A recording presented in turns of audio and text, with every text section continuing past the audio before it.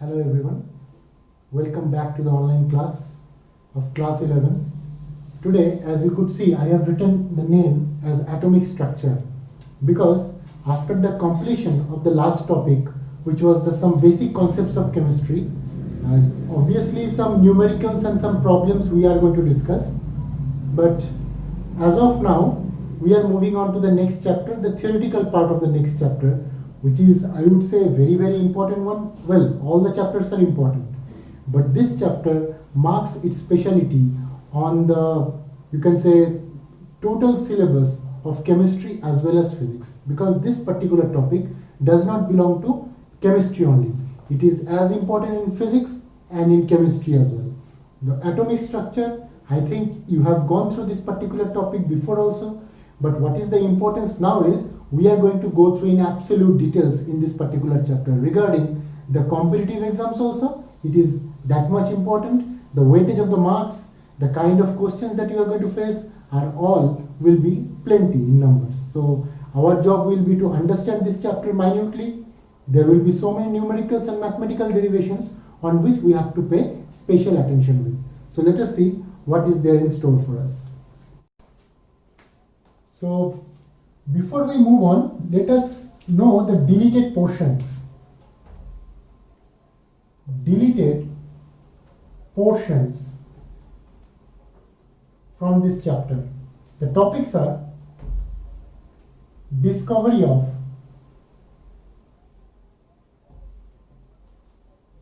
electron, proton, neutron.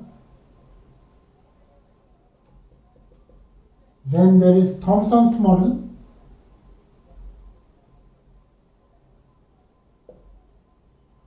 Thomson's model. I think you have heard about this model in junior classes also, I guess. And the third one is Rutherford's model.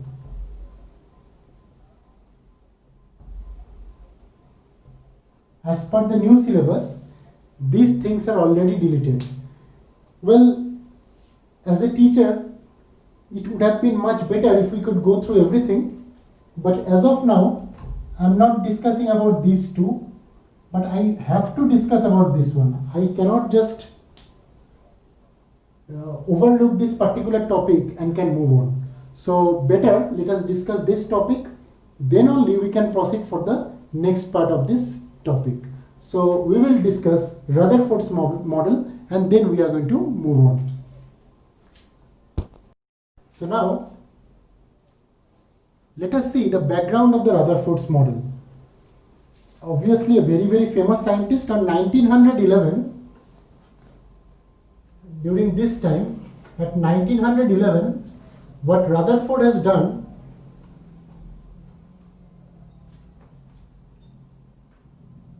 he has actually done one experiment known as alpha particle scattering experiment. It is this experiment which helped him to formulate the atomic model. Remember, at that point of time, this particular atomic model was accepted and probably the first model which includes so many details of the atomic structure. So let us see what he has done. First, let me draw the diagram. So let me draw the diagram first, then I will explain.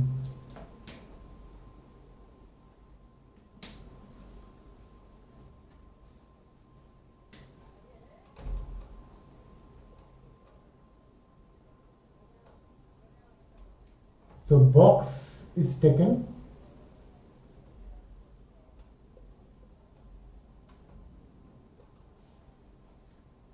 We can say inside this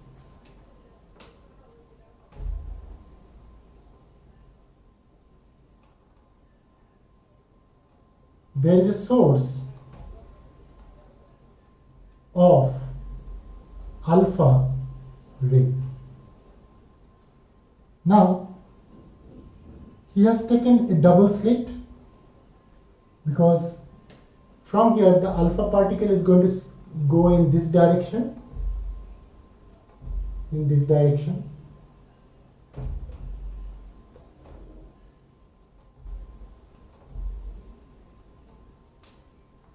So a slit has been taken.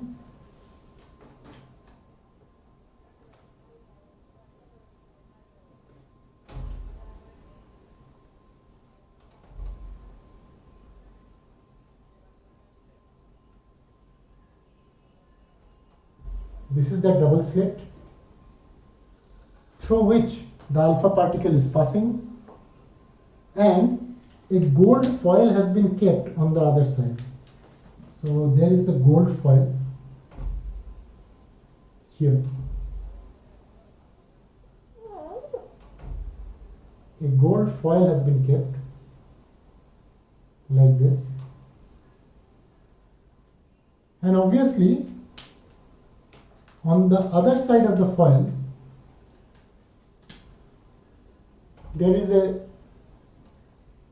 detector like this. We'll just hold on for a minute, let me complete, then I am going to explain each and everything from here.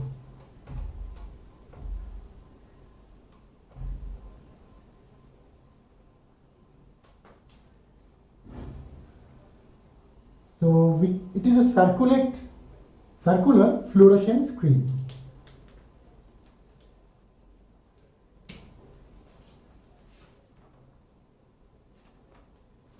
So it is a circular fluorescent screen, zinc sulfide coated, and it is using as a detector. So it is a slit. Now let us see what happens. The alpha particle is scattered from the source of this. Okay. By the way, here the gold foil I must write. This is a gold foil.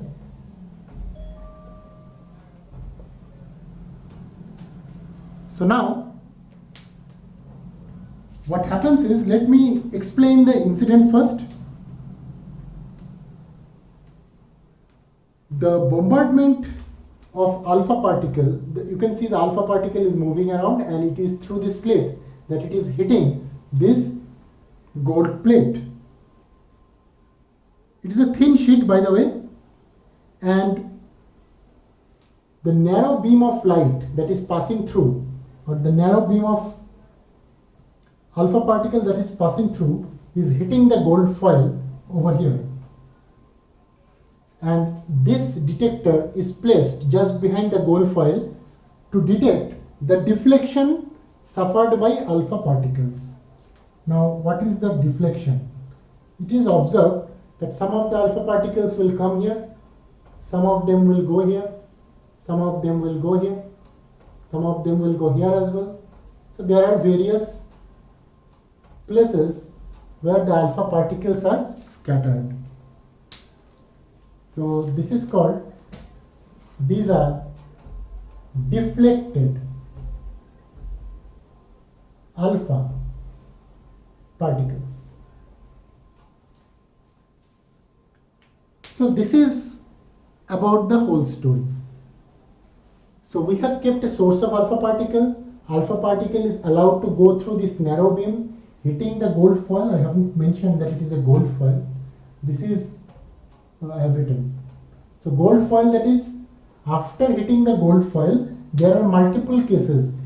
In the multiple direction, the alpha particle is being scattered, which I have explained, which I have drawn through the red line. Now from this, what he has observed, let me write down the observations one by one. So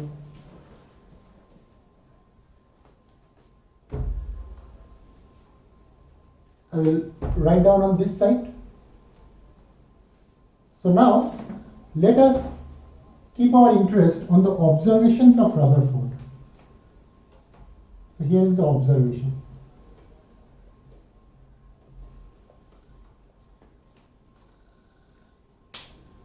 First is most of the alpha particles, 99% almost, pass through the gold foil undeflected.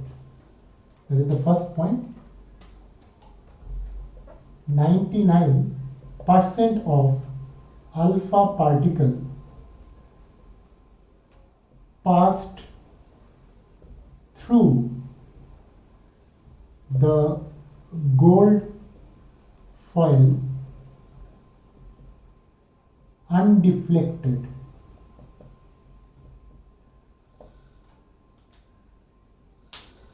It should be highlighted. 99% undeflected. Next is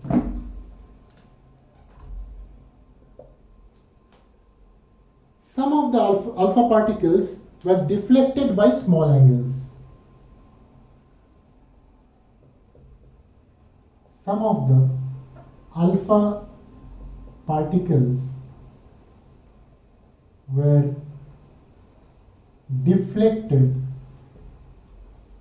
by small angles. So here also two things must be highlighted, that some of them are deflected by small angles. That is the second point out here. And the third point is very few particles, 1 out of 20,000, were either deflected by a very large angles or actually reflected back along their path. That means very few, in bracket I have written 1 out of 20,000 alpha particle either deflected by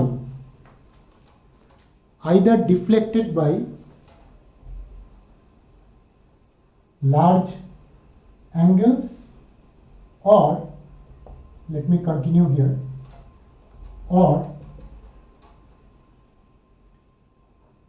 reflected back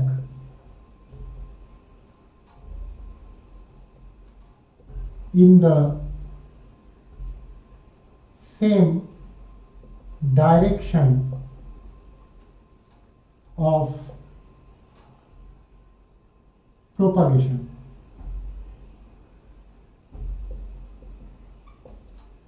We have to understand this third topic very, very carefully.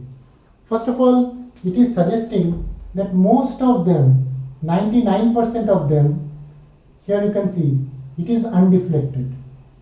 Some of them, as you can see, some of them are deflecting in a very small angle, and very few are either deflected through large angle or is reflecting back. This is important. Or is reflecting back. I am highlighting this. Reflecting back in the same direction of propagation. So this has to be highlighted. So these are the three observations which Rutherford has observed. You carefully write it down, because from these observations only his Rutherford model will be discussed now itself. So from the experiment of Rutherford, alpha particle scattering experiment of Rutherford, he has arrived to formulate one model. So we are going to write down the postulates of the model and we are going to explain each and every point as well. So first point is, you write it down, it will be a little bit lengthy.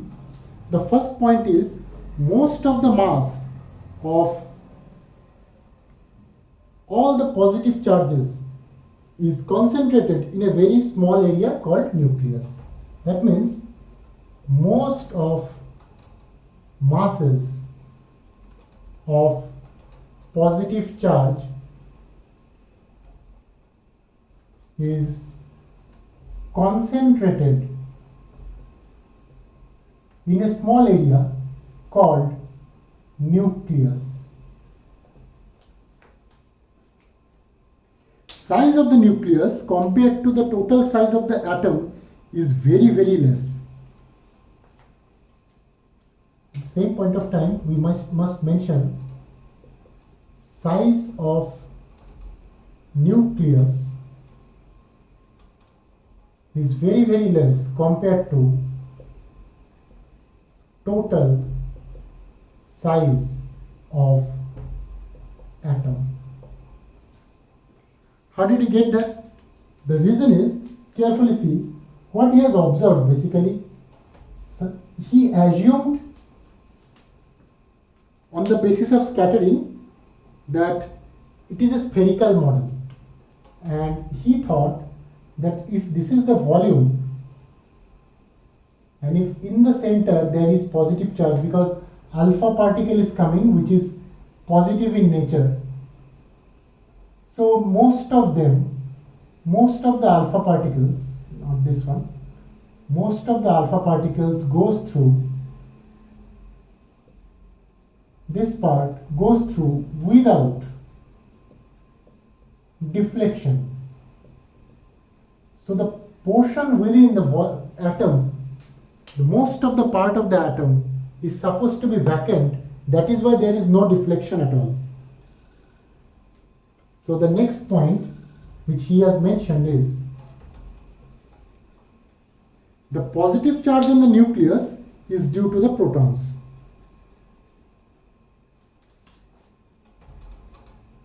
Positive charge of nucleus is, can you erase this, due to the presence of protons. Now the next one. Now he has told that nucleus is surrounded by electrons which is revolving around at a very high speed, and there is an electrostatic force of attraction between the nucleus and electron, because nucleus is positively charged and electron is of course negatively charged. So that is the third point. Electrons are revolving in a circular orbit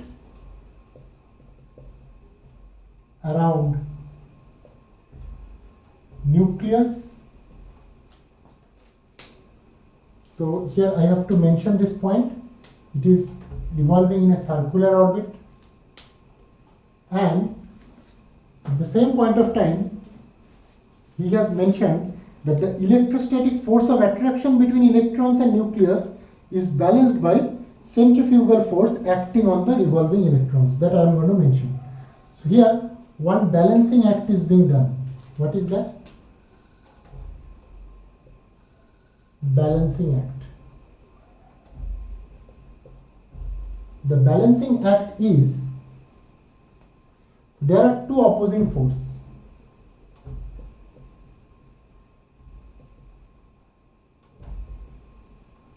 So he is trying to project like this, that an electron is revolving around the nucleus, and since this is negative and this is positive, there is an attraction force.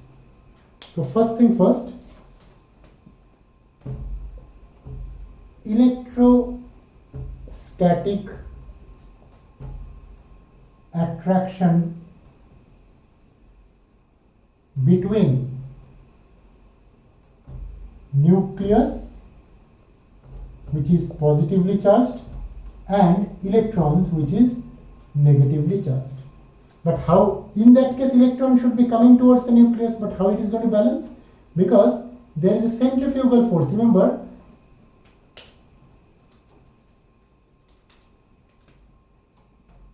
suppose it is rotating, but as we know, if we rotate something, there is always tendency for that rotating object to go away, and this is that centrifugal force. Centrifugal force. So the second point is centrifugal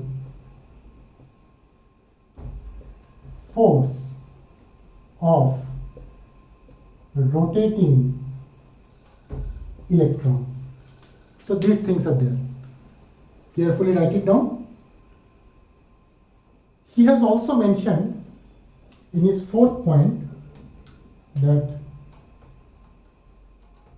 total positive charge on nucleus should be is equal to total negative charge on electrons. That is what he has also told. And obviously, last part, he has mentioned, if you can see it from here, the last part suggests that most of the part of atom is empty. I think we have mentioned that earlier, that since most of the alpha particle goes undeflected, that means most of the part of the atom must be empty. So these are the models of Rutherford. You write it down carefully, because although maybe the question will not come from here, but for concept building this is immensely important, without which we cannot propagate to the next model, which is the Bohr's atomic model. So you write it down first. Next part, after knowing the Rutherford's experiment and Rutherford's model, you need to know that Rutherford model later on has been discarded. Must be some scientific reasons over there. So let us talk about the failure of Rutherford's model. So when we are going to discuss about the failure, there are basically two failures. First is stability of an atom,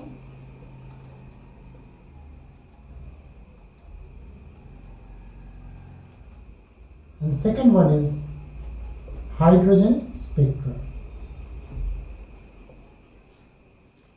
So first is the stability of an atom. At that point of time only, when Rutherford's model has been proposed, there has been a simultaneous theory known as Maxwell's electromagnetic theory. Well, regarding this electromagnetic theory, we will definitely have a separate discussion. But as of now, let us see what is the impact of Maxwell's electromagnetic theory on the stability of the atom. So, see, there is a nucleus, positively charged nucleus, and the electrons are revolving by.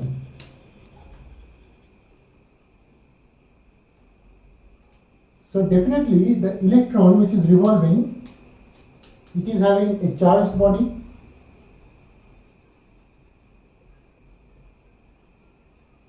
and it is accelerating all the time. It is accelerating all the time. As according to the electromagnetic theory, if a charged particle, if one oppositely charged particle is rotating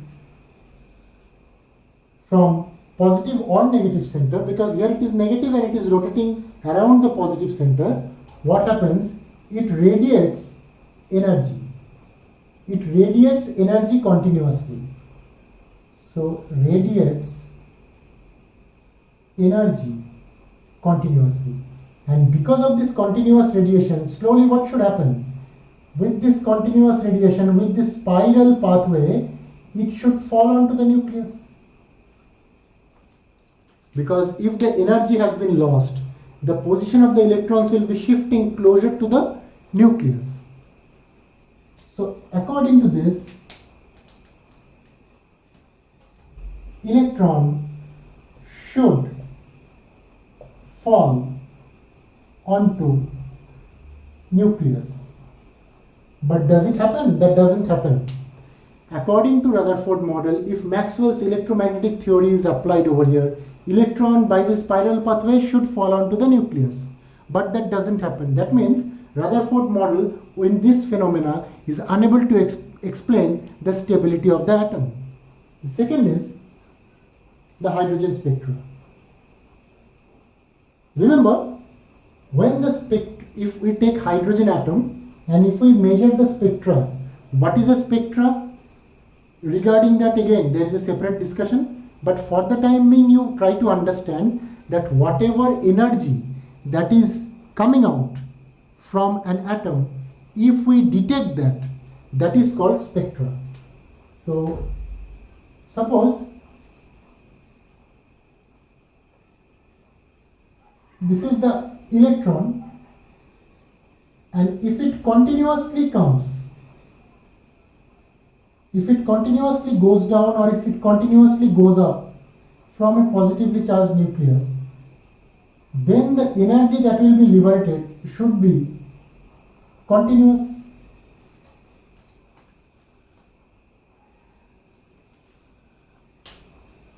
There are two kinds of spectra actually. One is absorption, one is emission. Spectra actually determines the emitted energy or the absorbed energy.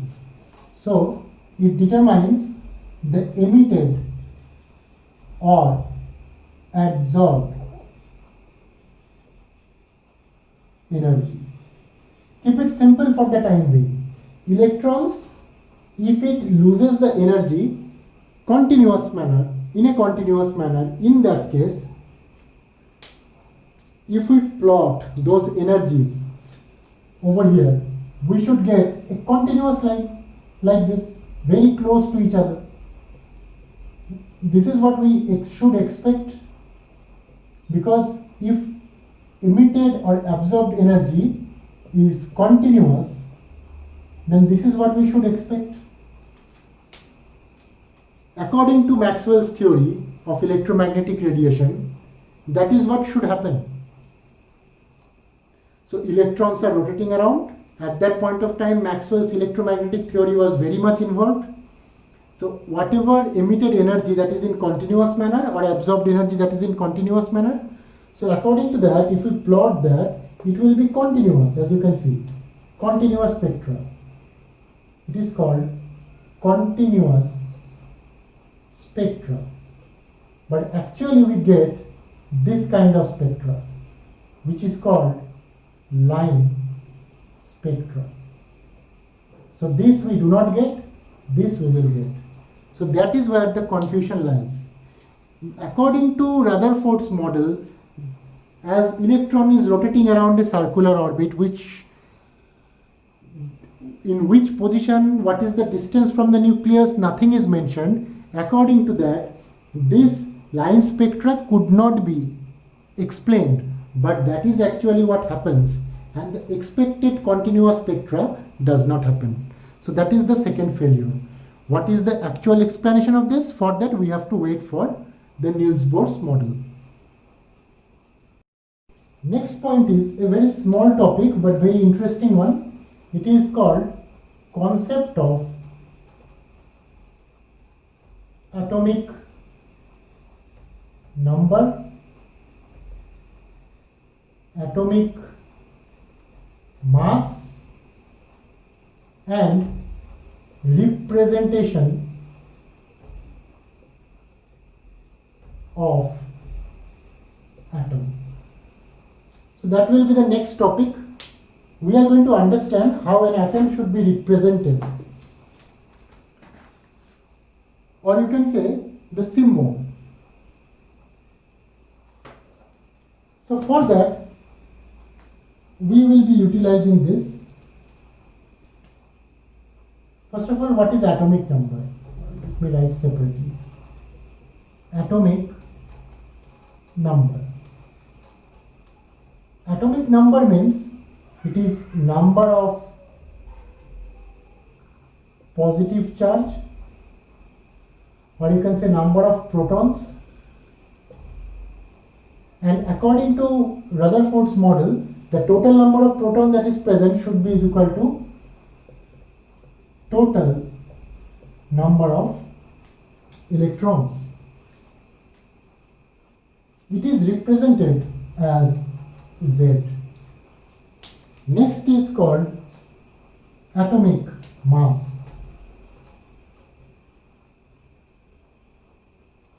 which is represented as A.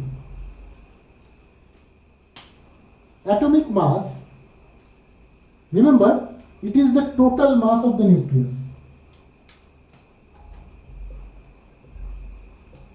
Total mass of nucleus. Why so? Because electrons are having a negligible mass.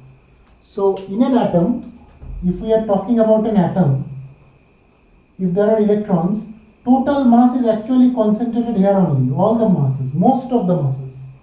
So the total mass of nucleus is the atomic mass, and it is comprised of two things: total mass of protons, which is the positive charge, plus total mass of neutrons, which is having neutral charge.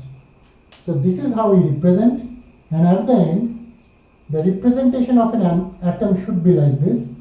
X should be the element which we are utilizing, or you can say the symbol of the element. Let me write rather. Symbol. Here Z should be written, which is atomic number, and here A should be written, which is the atomic mass. And of course, A minus Z is equal to, we should write, instead of mass, we can say number also. We can say number also. Number of protons, number of neutrons. So just replace this with number. So total number of proton and total number of neutron on one side in A, minus total number of proton, which will give you total number of electron. Total number of neutron. So this is how we can determine the total number of neutron that is present. Again, I would like to repeat, total number of proton is equal to total number of electron, which is atomic number, which is represented here. Atomic mass is the total mass concentrated on the nucleus, which is the total number of protons. I have written mass earlier, you just cancel it with number, replace it, total number of neutrons. So proton plus neutron is here. You can write it like this, N plus P. If you take the subtraction of these two, you will get the total number of neutron that is present. So today, up to this we are studying, you carefully go through it so that next day, based on these failures of Rutherford, and since we know the concept of Rutherford already, we are going to talk about Bohr's atomic model.